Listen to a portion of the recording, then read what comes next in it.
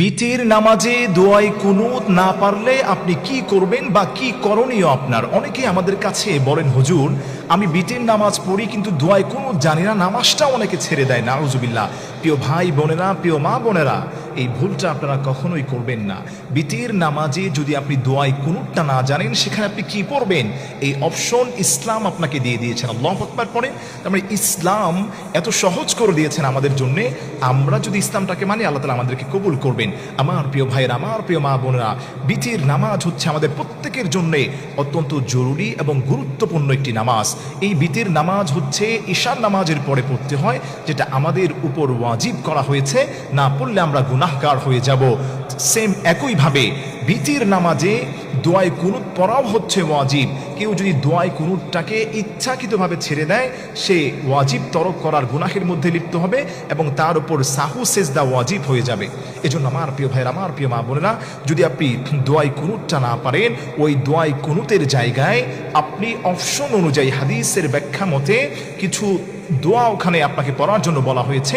যে দোয়াটি পবিত্র কোরআনুল কারীমের 2 নম্বর পারা 10 নম্বর পৃষ্ঠা সূরা বাকারা এর 201 নম্বর আয়াতের মধ্যে আল্লাহ তাআলা বলে দিয়েছেন, রব্বানা আতিনা ফিদ দুনিয়া হাসানা ওয়া ফিল আখিরাতি হাসানা ওয়া কিনা আযাবান নার।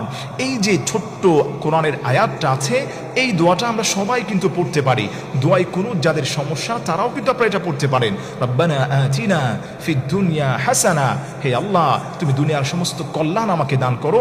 দোয়ায় কুনুত না পড়তে পারলে ওই জায়গাটাতে এই দোয়াটা আপনি পড়বেন, ইনশাআল্লাহ তাআলা আপনার নামাজ হয়ে যাবে।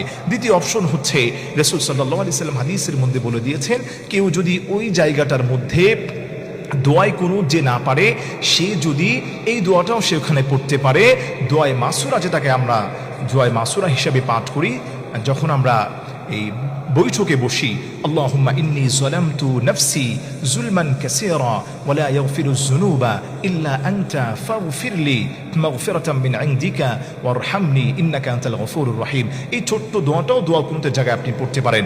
আচ্ছা, এরপরে নাম্বার 3 হচ্ছে, আপনি দোয়ায় কুনুতের জায়গায় এগুলো যদি আপনি না পড়তে পারেন, যদি কষ্ট হয়ে যায়, ওই দোয়ায় কুনুতের জায়গায় আপনি পড়বেন আল্লাহুম্মা গফিরলি, আল্লাহুম্মা গফিরলি, হে আল্লাহ তুমি আমাকে মাফ করে দাও। দোয়ায় কুনুতের জায়গায় আপনি এই শব্দগুলো সেখানে পড়তে পারেন। ইনশাআল্লাহ তাআলা আপনার নামাজ নষ্ট হবে না, আপনার নামাজটা সুন্দর মতো হয়ে যাবে। আল্লাহ তাআলা আপনার নামাজকে কবুল করবেন। তবে অবশ্যই অবশ্যই এটা আপনি দোয়ায় কুনুত শিখা অবস্থায় থাকতে হবে এবং শিখার আগ্রহ আপনার মধ্যে থাকতে হবে। যদি দোয়ায় কুনুত আপনি না জানেন, যদি শিখার আগ্রহ না থাকে, তবে কিন্তু আপনি গুনাহগার হয়ে যাবেন।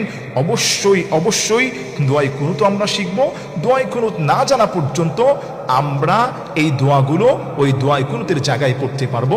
দোয়ায় কুনুত না জানলে আপনি প্রথমে পড়বেন রব্বানা আতিনা ফিদ দুনিয়া হাসানা, এই দোয়াটাও পড়তে পারেন। হয়তো পড়বেন আল্লাহুম্মা গফিরলি, আল্লাহুম্মা গফিরলি, এই দোয়াটাও আপনি পড়তে পারেন। নয়তো আপনি দোয়ায় মাসুরা পড়বেন, আল্লাহুম্মা ইন্নী যালামতু নাফসি যুলমান কাসীরা ওয়া লা ইয়াগফিরুয যুনুবা ইল্লা আনতা ফাগফিরলি মাগফিরাতাম মিন ইনদিকা ওয়ারহামনি ইন্নাকা আনতাল গফুরুর রহিম।